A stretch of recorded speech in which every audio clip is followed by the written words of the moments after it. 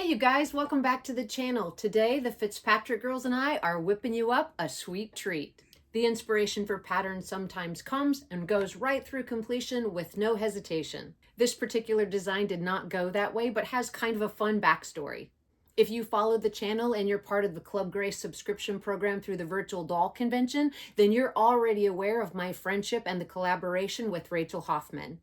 Rachel Hoffman is the inventor of the virtual doll convention and owner of a beautiful doll shop called Turn of the Century Antiques in Denver, Colorado. Last year, I had the opportunity to travel out to Colorado and meet Rachel in person. In addition to getting to know her, to seeing her beautiful doll shop and talking dolls, we also had an opportunity to travel to a local eatery called the Parlor Donut Shop. This place was amazing. They had a huge variety of donuts, and the donuts were indeed huge. I ended up ordering a maple glazed donut with bacon on top, and it was delicious. It was at the donut shop that we started to discuss different ideas for the Club Grace subscription box going forward and just pattern making in general. It wasn't until this month's subscription box that idea had a chance to be revisited. The Baker's Dozen pattern includes a 50s style waitressing outfit with a fully lined full circle skirt, a pointed apron, a short sleeve top with a winged collar, and of course a garrison cap. Now this video is a little bit longer than some, so if you're interested in just seeing a specific piece designed, the order in which I'll do the construction will be starting with the top, finishing the skirt, moving on to the apron, and concluding the video with the hat. Let's go ahead and get started on that first piece.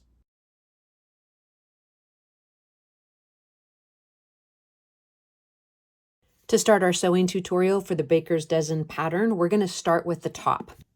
Shown here are the pattern pieces we'll be using for our construction. We have the shirt front, the shirt back, a front facing, a neck facing, a sleeve, and also a sleeve cuff. There is a contrast, as you notice, from the Grace right here at the winged collar as well as at the cuff of the sleeve. I'll be using just a basic cotton to do the main construction, and then this contrasting pink polka dot cotton for both the collar and the sleeve. In addition to that, you're going to need some buttons to finish the project, as well as some snaps, and I'd recommend, if you have one, to grab your heat erasable marker. The first step in the construction is to mark the placement for our darts and get them sewn over at the sewing machine. One thing to note when selecting your fabric for the top is I recommend that you use an opaque white versus something that you can see through, so that you can't see the facing on the inside of the top.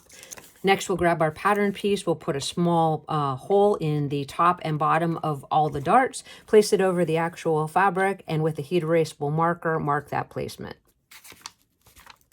With the darts marked, we'll take it over to the sewing machine and sew all 4 darts.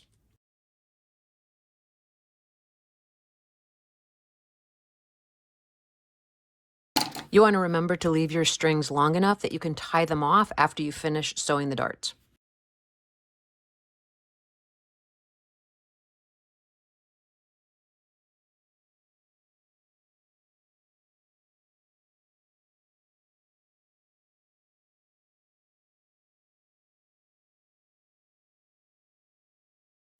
With all of the darts sewn into the bodice, we're going to take it over to the ironing board and press the darts to the side.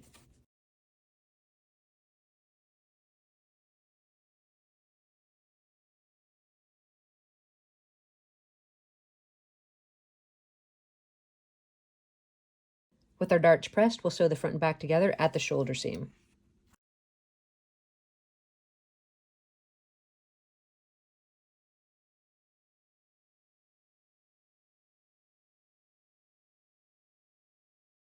Let's press the seams open.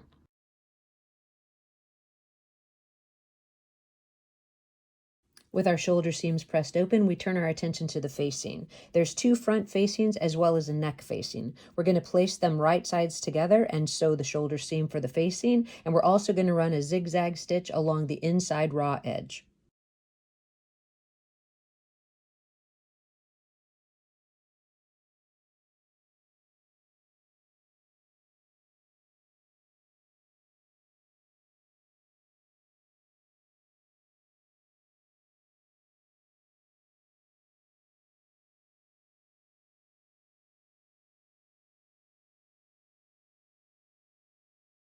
Next, we'll pin the top facing to the top.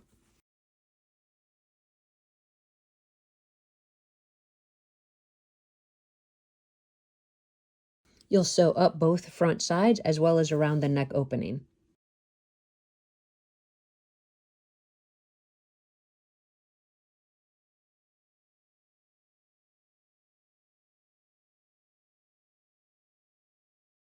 With the facing sewn in place, you'll check both sides, and if everything looks to be good, you'll clip in towards that seam allowance, trim it down a little bit, turn the facing to the inside of the top, and press the edge.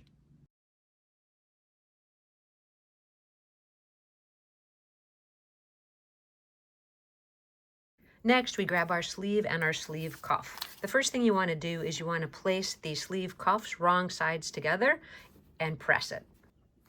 You're going to refer back to your sleeve piece and notice that there's 2 dots. You're going to run a gathering stitch between the 2 dots, and this is going to be pulled gently to ease the sleeve into the armhole opening.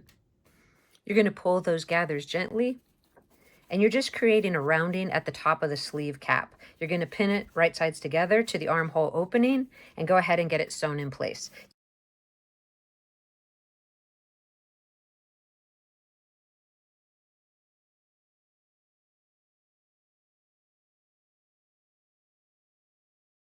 With both sleeves installed, you can see there aren't any gathers, but the sleeve actually fits right into the armhole opening. From here, we're going to grab our cuff pieces, and instead of placing them on the top of the fabric, we're going to place them on the wrong sides of the fabric. So the fold on the roll up of the cuff is going to be on the outside of the garment.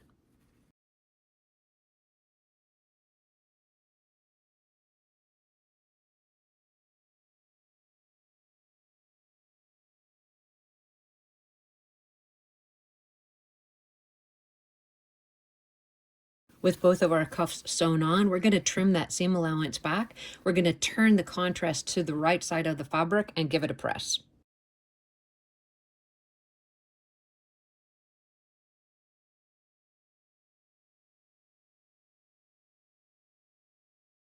With our cuffs turned up, before progressing, we're just going to clip in towards and trim down the seam allowance of the sleeves. Next, we'll pin the front and back together at the side seams and get the side seams sewn. When pinning the side seam, you do want to maintain that roll to the right side of the top. So you want to make sure that those folds are equal on both sides. And then you also want to match the underarm seam.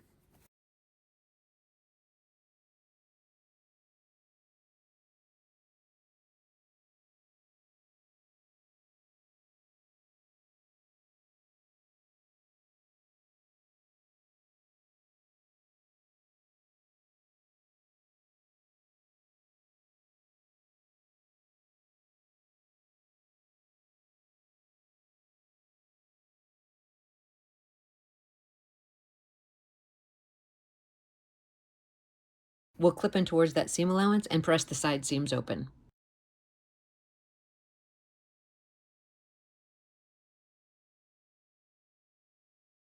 If you want to ensure that the facing lays nice on the inside of the top, you can grab your needle and thread and just grab a tack stitch right here at the shoulder seam.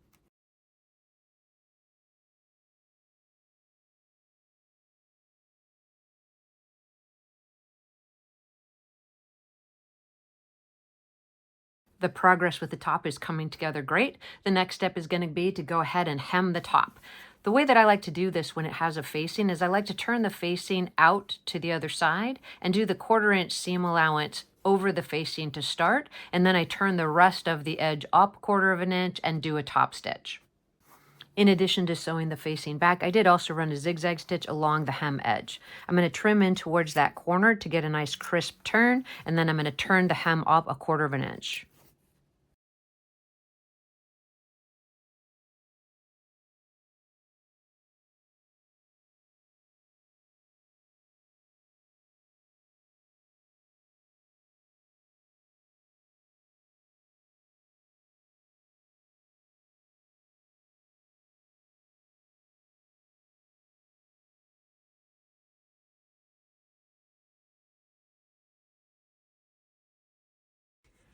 We've made great progress on the top, and we're actually almost finished. So here's a quick fit to one of our gray stalls to see how we like the way everything's turning out. And I am very pleased. From this stage, what we're going to do is just mark the placement for some snaps and then add the decorative buttons. I do want to remind you that this is a layered outfit and the blouse does go under the fully lined skirt, so I'd make sure to be careful with that one snap placement right at the waist. From here, I'll grab the top off the gray stall, complete those final steps, and we'll move on to construction of the skirt.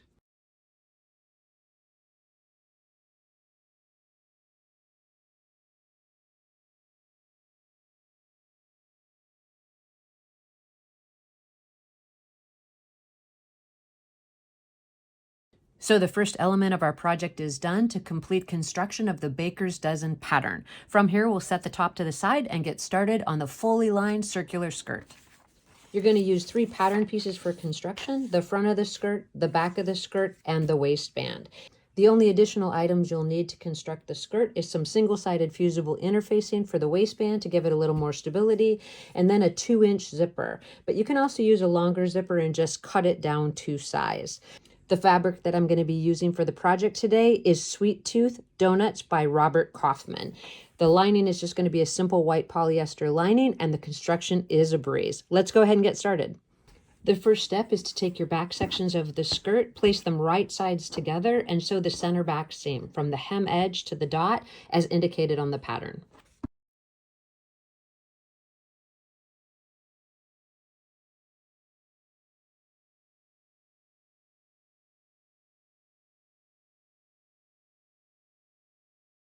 You want to make sure to reinforce at both the beginning and the end of that center back seam.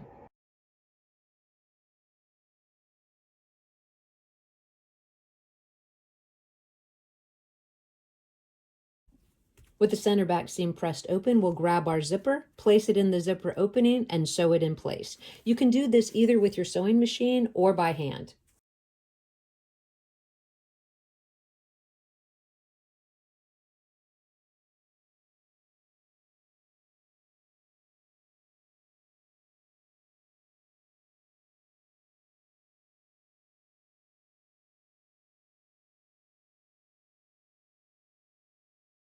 When installing a zipper, you do always want to check the function of the zipper before moving on to the next step in your project. Since everything seems to be good, I'm going to go ahead and pull the zipper pull into the lowest position to make sure that I don't pull it off.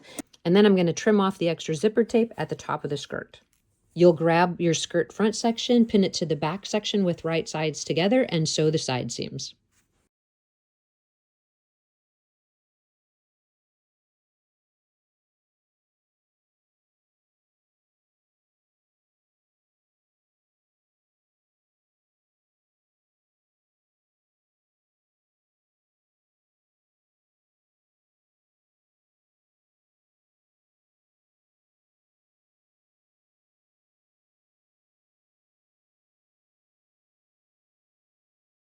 Next, I'll grab our lining pieces. I'll sew the center back seam and also the side seams, and we'll put the 2 pieces together.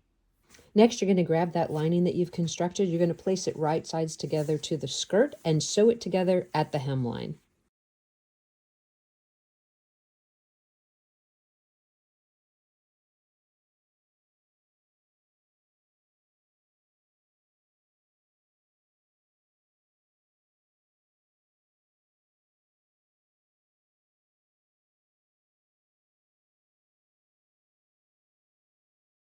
We're going to trim into that seam allowance, take it over to the ironing board, and press the hem.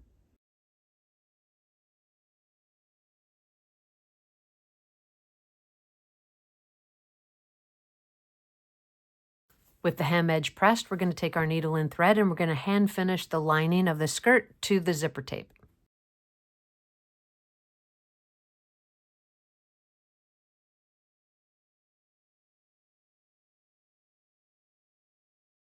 Next, we'll run 2 gather stitches around the waist edge of the skirt.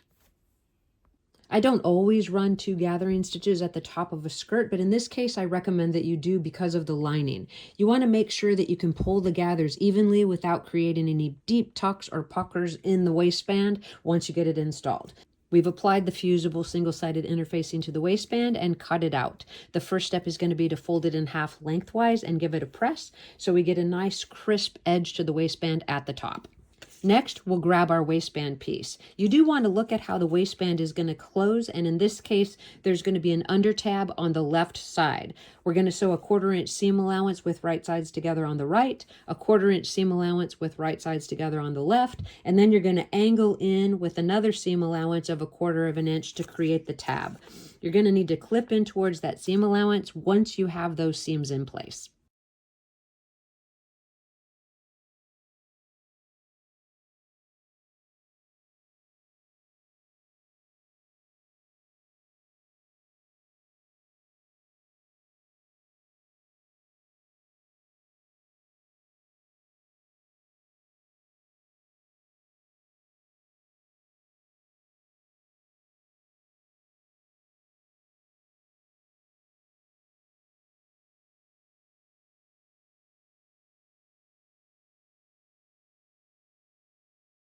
Once you've trimmed down the seam allowance, you're going to turn the waistband right side out and make sure you get that tab to poke all the way out.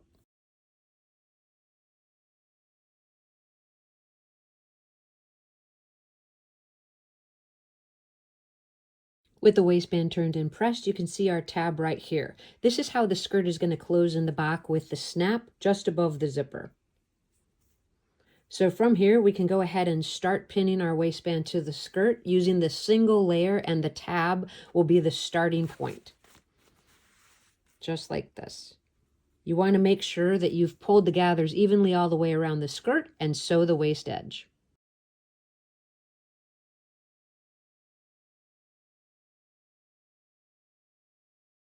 Once the waistband is pinned to the skirt, you do want to take note that the tab is matching up directly with that side of the zipper tape, and the finished edge of the waistband is also matching up with the other side of the zipper tape. Go ahead and get that seam sewn, and we'll move on to the next step.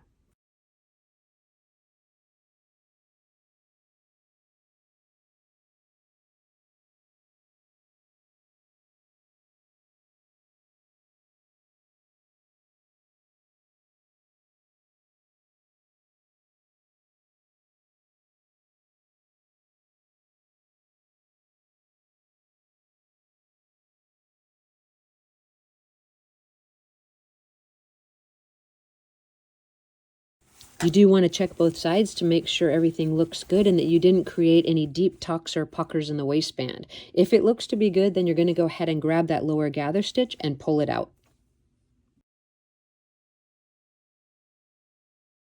We have a few more steps and our skirt will be finished. We're going to press the waist seam up, and then we're going to turn down the upper edge of the waistband a 1/4 of an inch and give it a press as well.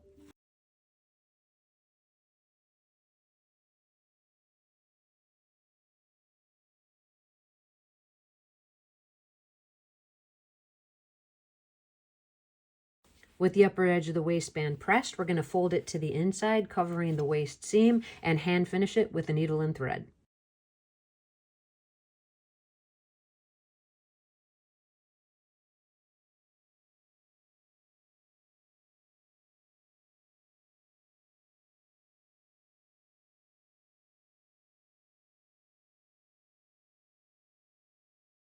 With the waistband attached to the skirt lining, our final step is to add the snap, and our skirt will be finished.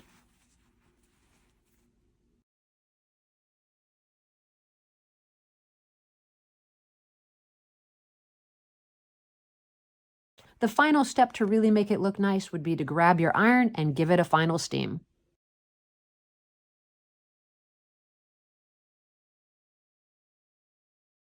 The next element we're going to create for Grace's outfit is the actual apron. This is a super easy sew and only requires 2 pieces and some satin ribbon. The first thing we're going to do is we're going to take our strap, we're going to fold it in half with right sides together, sew across the end, and leave an opening towards the center as indicated on the pattern to insert the apron. Then at the same time, I'm also going to sew the apron front to the apron lining around all edges with the exception of the waist seam over at the sewing machine. With the strap sewn, we're just going to take our tube turner, or however you prefer to turn your straps, slide it into the inside. I like to grab a doll stand, press it in the end, and turn the tubes that way.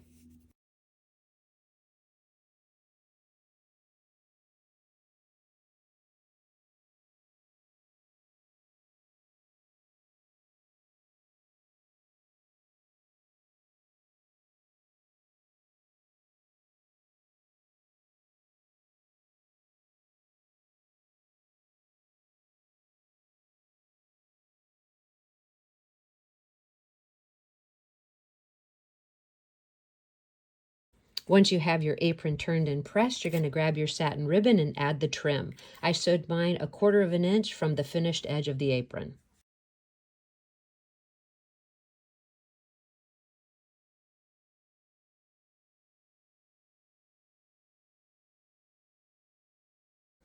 With the trim put on in place, all we're going to do is grab that strap, insert the apron into the opening that we left when we were sewing the strap closed, center it, pin it, and top stitch.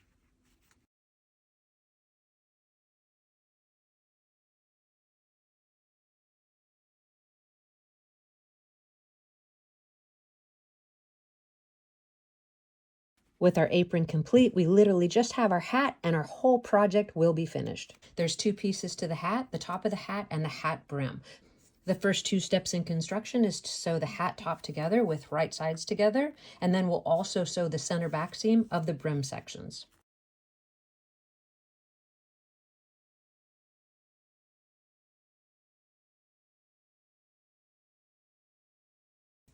We'll clip and trim in towards the seam allowance of the hat top and then turn it right side out and give it a press. Next, we'll press the center back seam of the brim sections and place them right sides together and sew all the way around the rounded edge.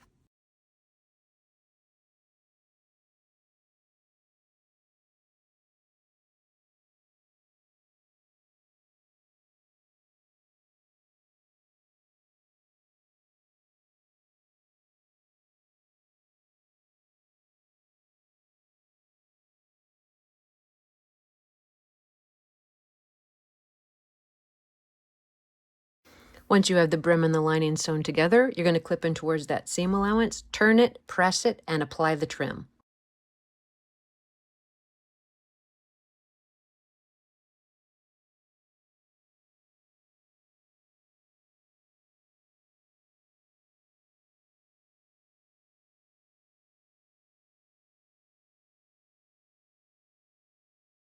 With the trim sewn onto our hat, we're going to actually pin it to the hat top. You will notice when looking at this piece that the larger or taller side is actually the hat front, and that is indicated on the pattern. So we're going to go with this center back seam, place it to the center back seam of the brim, and press it all the way around.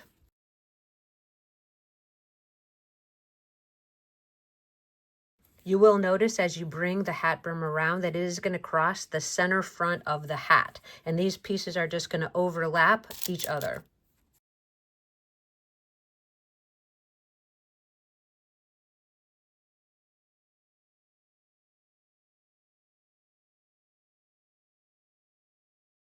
Once you have the brim pinned to the top of the hat, you're just going to sew in the round over at the sewing machine, connecting both pieces.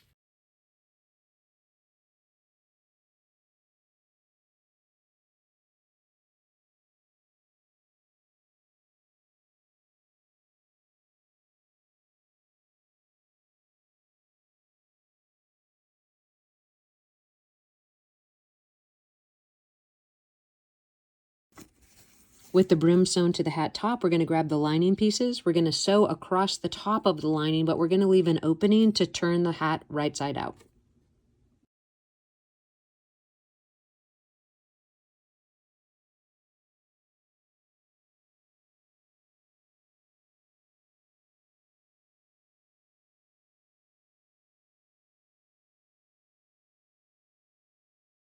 With the lining sewn, we'll place it right sides together to the hat, sew around the inside portion, and turn the hat right side out.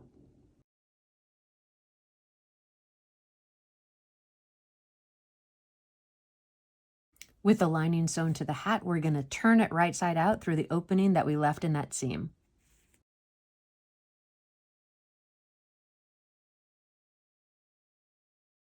You're going to press the lining to the inside, the brim to the outside, and press the edge.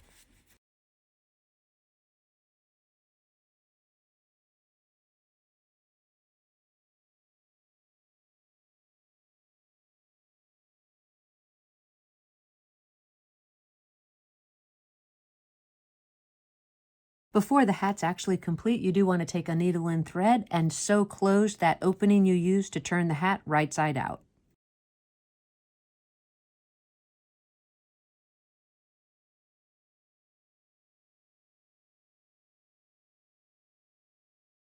The hat definitely completes the look for the baker's dozen pattern. Let's get a few final photographs of our project and see how all 4 elements came together. As you can see from the photographs, the baker's dozen outfit turned out perfectly. I believe Grace is ready to serve up donuts to all of her favorite customers. After that breakfast in the donut shop, I immediately went to work trying to find the perfect fabric and little tiny donuts to add as accessories to Grace's look. If you're interested in creating the exact look or something similar, we do have extra fabric available on the website. The donut and necklace earring sets will be available there for a short time as well. Thank you guys so much for stopping by today. If you have any questions about the baker's dozen pattern, please list it in the comment section below. As always, I thank you guys for your time and for watching. I hope you enjoy the pattern, and I can't wait to see what you make.